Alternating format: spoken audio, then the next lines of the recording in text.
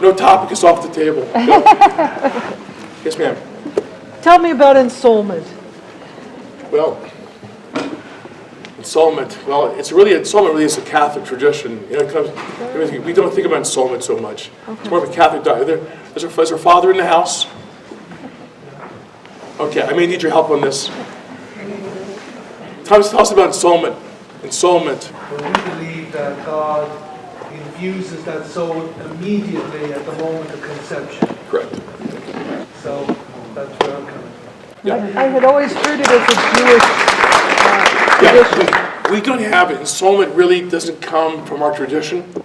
It is talked about in some of the Talmudic scholars, but really, we still believe the Jewish traditional view is that the baby is not a person until the baby is actually, personhood doesn't come until the baby is born, emerges from the womb. That's when personhood develops. That's the traditional way of thinking about it. That does not mean the child should not be protected, though, right? As I mentioned, there are certain rules of when the child can be aborted and not aborted. And we talked about the mother's life, endangerment from other illnesses. But ensoulment is something that's more of a Catholic type of tradition. The soul is something that we don't talk about. We know there's one. We think about that when the child is born. Okay, it's a different view. Okay? Thank you. Is personhood different than life in Jewish tradition? Personhood is a theological concept of ensoulment. Okay. We think the traditional view of Judaism is that the person becomes, what, the Jewish mother's view or the other view? Personhood is when the child is emerges from the womb. That's when personhood develops. But it does not mean that the unborn child does not have protection. So please remember that, okay? What you see now in the secular Jewish world, in the secular world, we see that people have abortion on demand, safe, legal, and rare, right? Safe, legal, and all the time. So that's not what we really believe. It's a perversion of traditional Jewish faith and Jewish law and practice. Halacha, okay? Which means Jewish law, the way to walk, the way to go, observance of the Torah. Okay? In the world becoming more secular and Jewish people traditionally becoming more secular in this country as well, what kind of outreach does your organization strive for? What are your goals? I'm going to let the boss talk about that. Cecily? Oh, yeah, sure.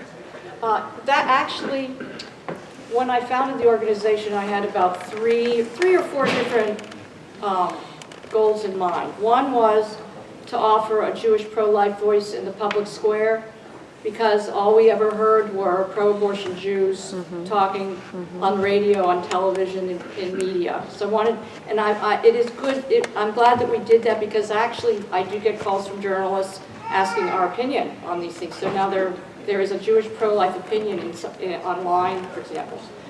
I wanted to, of course, educate secular Jewish communities on traditional Jewish law on abortion and what's going on in the womb there, and through education, hopefully change minds and hearts about unborn life and save some Jewish babies, right? So that was another reason.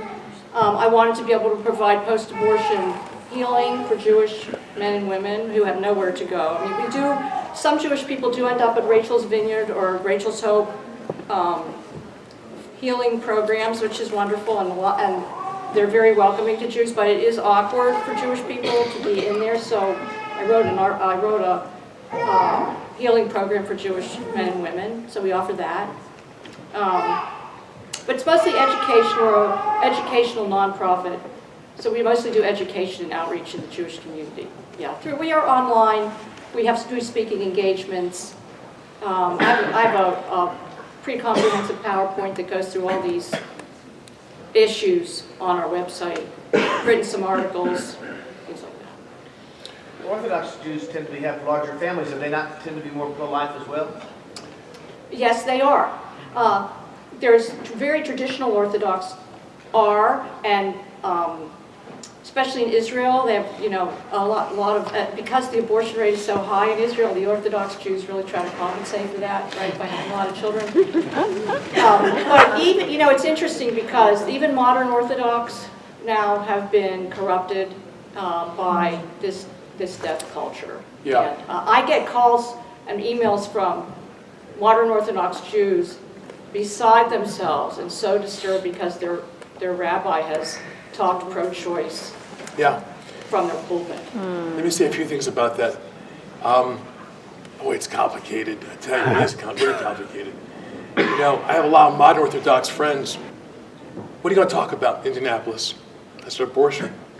Really? You're going to talk about abortion? Really? Yeah. Why? It's important. Why? I said, well, what's there to talk about? You never talk about this issue. There's something, I said about persona non grata, we're scared to talk about it. This is a brave woman. Some of my friends who are more conservative, you know, they say, Stu, what are you coming here for? I said, because I want to talk about abortion support. I think it's important too, but don't tell anybody. I think it's really important too, but you know what? It's between us. You mean the lamppost, but keep it right here, okay? So modern Orthodox, you're right. As we go up the level of observance, we consider Judaism as a ladder of observance. Because even someone who is not observing the Torah, someone who does not go to shul, even someone who doesn't even call themselves Jewish, they are Jewish. They're part of my family. I accept them as my Jewish brother and sister. However,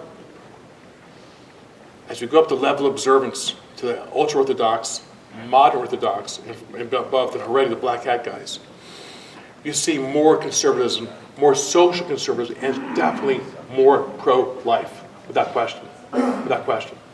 However, even the modern Orthodox, the ones who keep kosher in the house, who walk on the Sabbath, half of them are still pro-choice. And the reason is because, complicated, but most of the reason is because you don't talk about it. You know, it's like something that's just kind of it's a thing that's a non-issue. People don't want it, the rabbis never talk about this issue. Why? You know, maybe it's because they want to keep the pews more occupied on Saturday morning. I don't know. My job is just to tell you this. There is a movement, there is a motion here of a person here and of a society and foundation.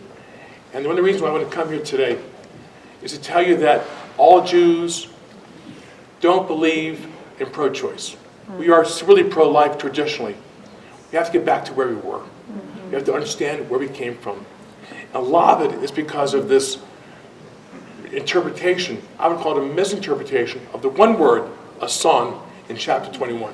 This is the verse, this is the chapter that changes people's views on abortion.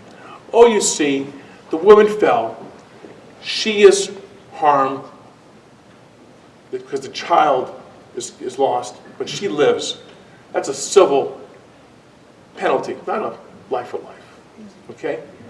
But we have another way of thinking about it. This is the Father Judaeus view, the Greek version. That the New Testament, the Pauline wrote, were letters accepted as part of the early doctrine. It's a different tradition. Okay? We have to get back to that. So, the reason I came here today was to teach you, to tell you, please, not teach, but tell you, inform, share with you, please, about my perspective on this. It's not a sole perspective. Lord Jonathan Sachs is the person who gave this to me. Let me give due where credit is due. Okay? So there is a thought out there, but it's not discussed. Okay? We discuss Israel, we discuss, the Palestinian question, we discuss whether the matzo balls were fluffy, not fluffy, whether they float in the chickens, we discuss those issues. But here is an issue that really we should be discussing. It should be part of our discussions. So, Jews like to argue. You saw those two people, right? This and this, and we should be listening. We should be the guy in the middle, the guy in the back, thinking, listening, and thinking and discussing this in our homes, in our shuls, in retreats. Okay? Yes. Anyone in the back? Yes, sir. You made the point about this Exodus 21 problem very well.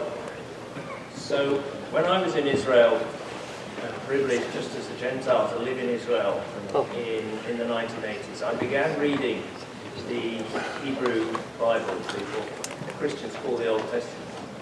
And I've read it about 40 times, cover to cover. And the one thing that impresses me and really hits me every time I go back to Israel, not just that verse, which I deal with in the back of this book, and I hope I put it right, I'll check with you later.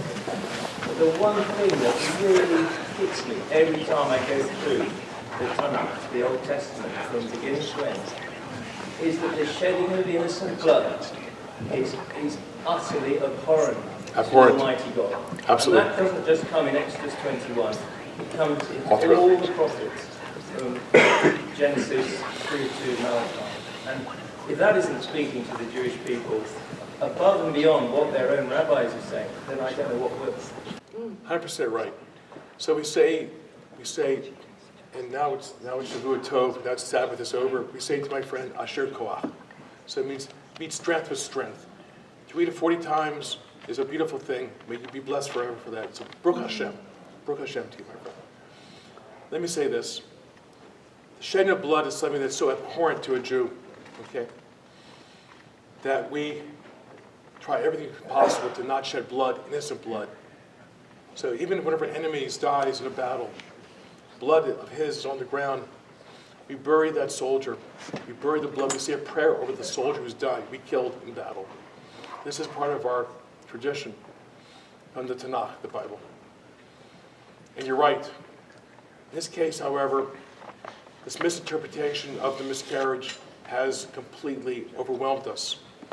And this one great scholar named Maimonides, Rambam, who said that the fetus is like a pursuer of the mother, the pursuer philosophy. And as a pursuer, the child is not regarded as primary. The mother's primary. And the pursuer, if needed, can be taken care of with an abortion. That's one interpretation. So we have this incredible, complicated, conflicting views on abortion from the most incredible rabbis, the most celebrated rabbis. But ultimately, we need to discuss this among ourselves. We need to figure out a way. It's each of our hearts. I really think, if you look at that 4D ultrasound, look at that movie, man, that tells a story. And if your child has a baby, like I'm a grandfather now, and you see what I see, you experience what we see, that will change your life. I know it did when I had that terrible week, 1979, when I held a child in my arms. And I did something awful, assisted, unknowingly, but still, I assisted something awful, okay?